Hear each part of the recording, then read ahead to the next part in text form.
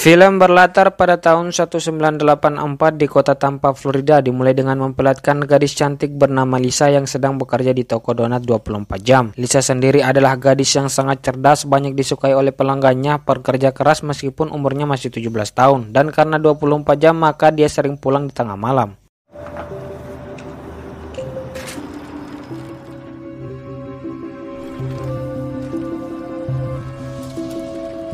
Seperti biasa, pulang kerja Lisa mengendarai sepeda menuju rumah. Kalau dilihat dari ekspresi wajahnya, nampaknya dia punya masalah. Di situ ada mobil yang terparkir dan lampunya menyala. Orang yang di dalamnya sedang memperhatikan Lisa. Untuk mencegah sesuatu hal yang tak diinginkan, Lisa pun hanya bisa mempercepat sepedanya. Sampainya di rumah, terjawab sudah, Lisa ternyata berniat untuk bunuh diri akibat masalahnya yang ternyata sering digesek-gesek oleh om-om, yaitu pacar neneknya. Rumah ini adalah rumah neneknya. Tidak tahu mulai dari kapan dia tinggal, tapi alasan dia di sini disuruh sama ibunya. Selama di rumah ini dia selalu digesek-gesek oleh pacar neneknya. Sempat melapor pada sang nenek, tapi bangsatnya si nenek tidak membelanya dan justru malah memihak pada si pacar, dan hal tersebut dibiarkan saja selama Lisa ada di sini. Dan ibunya seorang pecandu narkoba, sifatnya sama saja. Meskipun sudah diberitahu tapi dia bodoh amat, justru malah memarahinya. Yang semua ini terjadi tak lepas dari masalah ekonomi mereka yang sulit. Yang peduli hanya adiknya. Sebenarnya masih ada keluarganya yang peduli, yaitu paman bibinya, tapi dia belum memberitahu hal tersebut pada mereka. Dan soal ayahnya, di sini tidak diberitahu apakah ayahnya ada atau tidak. Tidak ada informasi jelas mengenai ayahnya, apakah sudah meninggal atau ibunya hamil di luar nikah atau ayahnya meninggalkan mereka. Di situ setelah menulis surat apabila dia meninggal nanti, si adik menelpon untuk menanyakan kabar hari ini. Dan ini adalah wajah om-om mesum tersebut dan juga neneknya.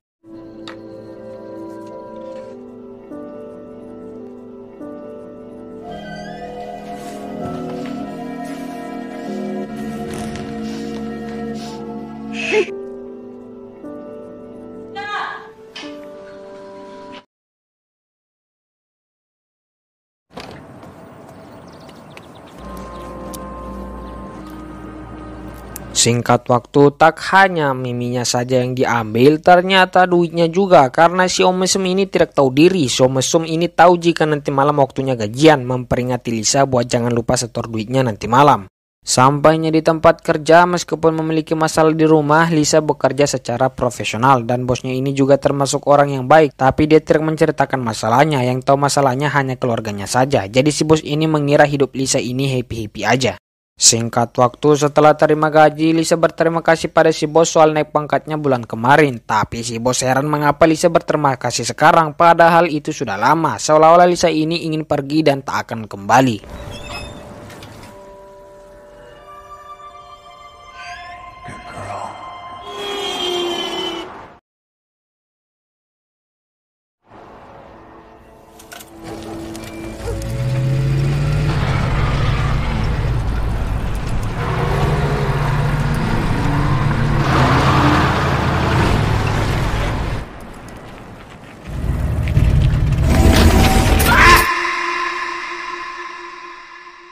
Ya, di perjalanan pulang Lisa diculik oleh om-om berkumis. Tidak jauh beda dengan om mesum, om kumis ini menculik Lisa hanya ingin memperkaosnya saja. Padahal ingin bunuh diri, ternyata Lisa masih sayang nyawa. Jadi dia hanya bisa menuruti semua permintaan si om kumis.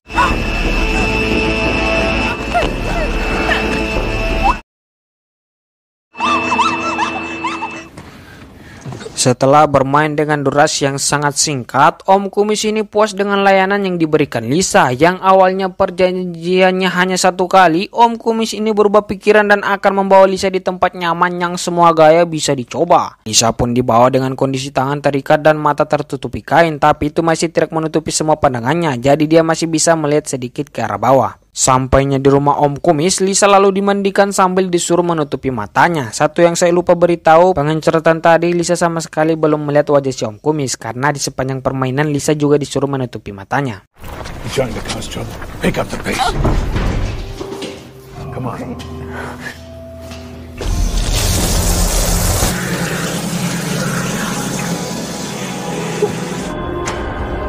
Meskipun hatinya kotor, tapi si om kumis ini adalah orang yang menjaga kebersihan. Terbukti karena rumahnya bersih. Setelah dimandikan, om kumis langsung masuk ke ronde kedua. Dan Lisa yang tidak bisa apa-apa memilih untuk mengingat momen-momen bahagianya bersama si adik dan paman bibinya. Di kantor polisi, si nenek melaporkan tentang hilangnya Lisa. Tak lama sudahnya, kabar itu juga sudah sampai di telinga ibu dan adiknya. Tapi seperti yang diketahui, si ibu yang mendengar itu malas pusing dan mengira Lisa hanya kabur dari rumah. Berbeda dengan adiknya, dia yang mendengar itu sangat khawatir dan yakin jika Lisa pasti sedang dalam bahaya. Lalu di tempat kerja Lisa, polisi datang mencari petunjuk. Dari pengetahuan si bos, ada kemungkinan Lisa bukan diculik tapi bunuh diri. Karena waktu terakhir dia bertemu dengan Lisa, di situ dia mengucapkan kalimat seolah-olah kalimat perpisahan. She was just her regular self. She seemed so sad. You think Lisa might have harmed herself? Di tempat Lisa, Om Kumis juga sudah mengetahui jika polisi telah menyadari kasus hilangnya Lisa lewat berita. Tak lama sudahnya, Lisa izin kencing. Om Kumis pun pergi menemaninya, tapi Lisa memohon untuk dibiarkan sendiri. Di kesempatan itu, Lisa gunakan untuk menaruh sidik jarinya sebanyak-banyak mungkin dan mengamati tempat tersebut. Karena Lisa sempat mengunci kamar mandi, itu membuat Om Kumis marah, tapi dengan sedikit kata-kata itu langsung menjinakkan Om Kumis. Di sini bisa kita tebak jika Om Kumis ini mulai tertarik sama Lisa.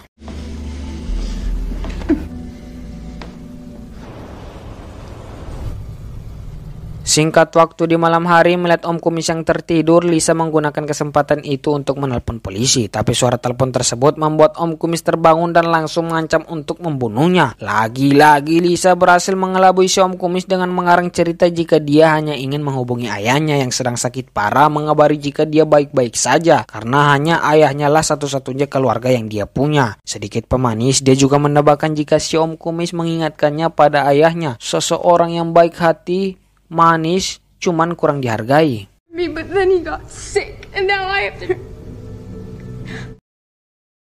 Di esok hari, Lisa mencabut selai rambutnya lalu membuangnya di dekat sini. Kemudian Om Kumis datang menghampirinya. Di sini Lisa merayu Om Kumis bagaimana jika mereka berpacaran saja. Lalu Om Kumis melepaskannya agar dia bisa merawat ayahnya. Om Kumis menjawab, apakah tidak ada yang bisa merawatnya selain kamu? Lisa pun menjawab, tidak ada. Hunt continues breaking the case. Victim remains unidentified. Police are working on any... Shut up and let me think. Singkat cerita, di tengah malam, Om Kumis yang menonton berita soal pembunuhan berantai yang jadi buronan tiba-tiba menjadi panik, lalu sadar jika dia telah menahan Lisa terlalu lama. Jadi dia memutuskan untuk membunuh Lisa di suatu tempat. Lisa yang sadar akan hal itu hanya bisa memohon diberi keselamatan. Mereka sempat singgah di pom bensin dan Lisa berniat kabur, tapi jelas usahanya sia-sia. Lalu entah mengapa dia menggigit jarinya hingga berdarah. Sampainya di tempat sepi di dekat pohon, Om Kumis akan mengeksekusi Lisa, tapi dia tidak sanggup, jadi dia memilih untuk melepaskannya dan menyuruh untuk tetap di sini selama 5 menit dengan mata yang tertutup. Lalu datangi kantor polisi, lapor jika penculiknya adalah kulit hitam, pendek dan berotot. Lisa pun setuju. Setelah itu Om Kumis pun pergi, tapi belum juga 5 menit Lisa sudah kabur yang membuat Om Kumis mencarinya, tapi dia tidak berhasil.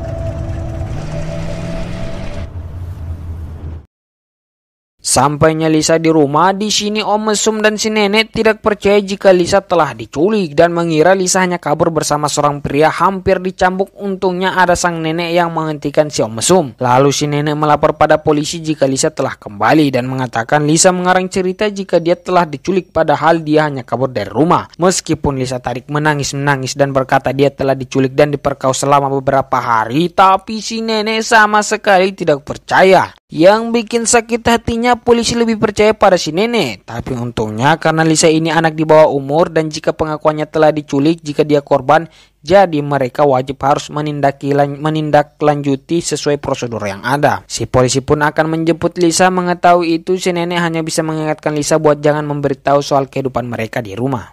Worried about our lives here, understand? Singkat cerita, Lisa yang berada di kantor polisi dimintai keterangan. Setelah bercerita panjang lebar, si polisi satu ini sama sekali tidak percaya dan justru malah percaya dengan apa yang neneknya katakan jika Lisa ini hanya mengarang cerita kalau dia telah diculik. Setelah si polisi pergi, sekarang dua detektif wanita yang datang mengurusnya. Tidak beda jauh, si detektif wanita ini juga tidak percaya sama Lisa karena si Lisa ini menjelaskan semuanya dengan sangat jelas dan banyak bukti-bukti yang hal tersebut normalnya sulit buat anak seumuran Lisa buat melakukan itu. Terlebih lagi situasi pada saat itu dia lagi diculik, kan seharusnya dia panik. Semakin mereka bertanya, semakin mereka tidak percaya, lalu mengatakan sebagai sesama wanita tidak apa-apa jika Lisa berkata jujur jika sebenarnya dia telah kabur bersama seorang pria melakukan party tipis-tipis. Mendengar itu jelas Lisa kecewa dan menangis mengetahui semua yang dia katakan. Tidak ada satu orang yang percaya, padahal selama ini dia telah menderita. Dia diculik dan diperkaos. Dia pun memilih untuk tidak bicara. Look, Lisa, you can talk to us. We're not all girls here. You don't get it. Come on, Lisa. You don't get it. She's kidnapped. Lisa.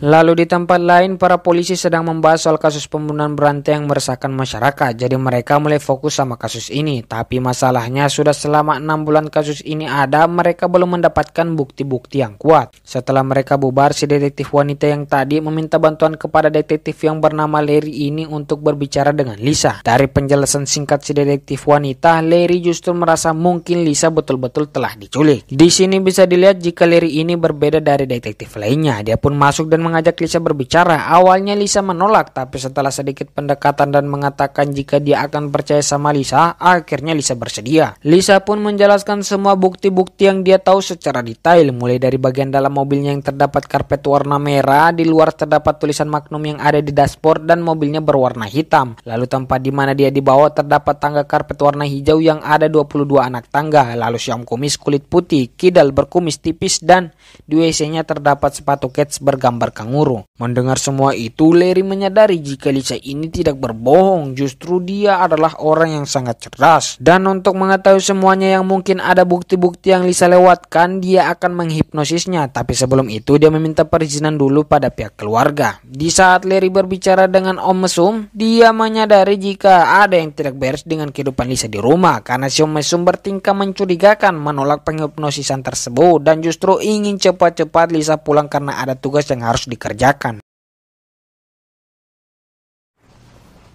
Yeah, you would have more Setelah sketsa wajah si Om Kumis telah dibuat, Larry datang dan menyuruh Lisa buat jujur tentang kehidupan rumahnya. Tidak butuh waktu yang lama, dia langsung menangkap si Om Mesum dan Lisa meninggalkan rumah tersebut saat itu juga. Sedangkan si nenek hanya terdiam tanpa kata. Setelah itu Lisa akan tinggal di rumah Larry untuk sementara.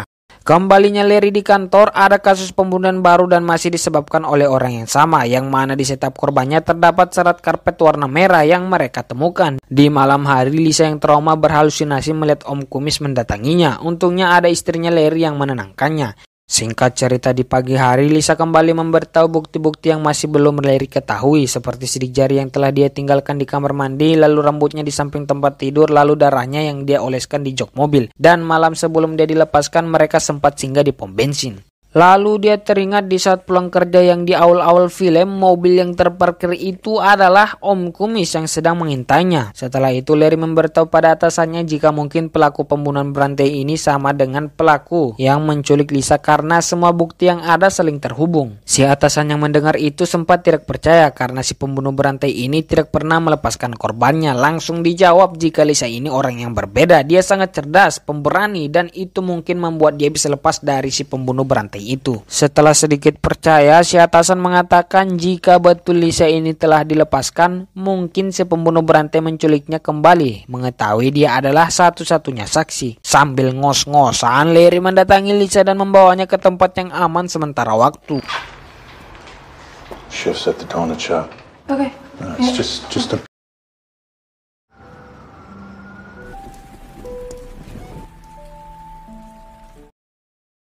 Paginya si atasan memberitahu jika karpet merah yang ada di baju Lisa sama dengan karpet merah yang ada di setiap korban. Yang itu berarti jika Om Kumis ini adalah pembunuh berantai tersebut. Sebagai saksi mata, Lisa diminta membantu penyelidikan kasus tersebut. Lalu dia dibawa tempat awal di mana diculik buat mengingat-ingat siapa tahu ada sesuatu petunjuk yang bisa didapatkan. Karena tidak cukup berdiam diri saja, dia mencoba memperhatikan gaya waktu dia diculik di dalam mobil, tepatnya pas dibawa ke rumah si Om Kumis. Sambil berbaring dengan pandangan tipis-tipis, dia mulai mengingat jalan-jalan yang dilewati pada malam itu. Di sini lagi-lagi kita diperlihatkan dengan kecerdasan Lisa yang mana bisa mengingat semua arah jalan yang mereka lewati. Sampai mana sehingga di suatu tempat dan Lisa menyadari jika tempat ini tidak jauh dari tempat di mana dia dilepaskan. Dan betul. There should be an interstate right east.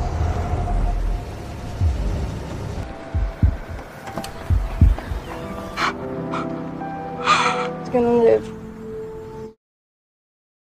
Pulangnya di kantor, Larry mengecek hasil CCTV di tempat pom bensin pas malam di mana Lisa dilepaskan. Yang mana di situ dia melihat satu gambar yang mirip dengan sketsa yang dibuat Lisa. Seperti yang kita ketahui, itu tidak salah karena itu adalah Om Kumis. Lalu scene berpindah di rekannya, dia berhasil menemukan si Om Kumis tapi tidak langsung menangkapnya. Pertama-tama dia beralasan izin memfotonya buat sekedar laporan. Setelahnya Lisa yang ada di kantor diperlihatkan semua foto-foto orang yang dicurigai yang sudah jelas dia menunjuk foto si Om Kumis.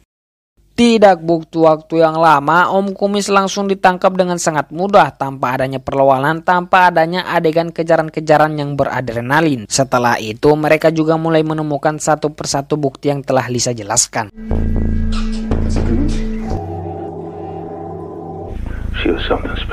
Besoknya akhirnya Lisa bisa bernapas lega setelah dikabari jika Om Kumis telah ditangkap dan dia dianggap pahlawan karena telah membantu pihak kepolisian menyelesaikan kasus ini. Setelah menelpon adiknya dan mengatakan terima kasih telah sangat peduli karena itu sangat berarti untuknya. Walaupun itu dia katakan setelah adiknya menutup telepon tersebut. Karena semuanya telah selesai, mulai dari sekarang dia akan tinggal bersama paman bibinya. Lalu setelah itu kita diceritakan setelah kejadian itu akhirnya Lisa mendapatkan dukungan dan kasih sayang keluarga yang selalu dia inginkan. Dan kita diperlihatkan Lisa yang asli telah menjadi sheriff, wakil kepala unit kejahatan seksual, juga sudah punya anak dan cucu, dan sampai sekarang masih berteman sama Larry. Terakhir memberitahu jika Om Kumis telah dijatuhi hukuman mati. Dan film pun selesai.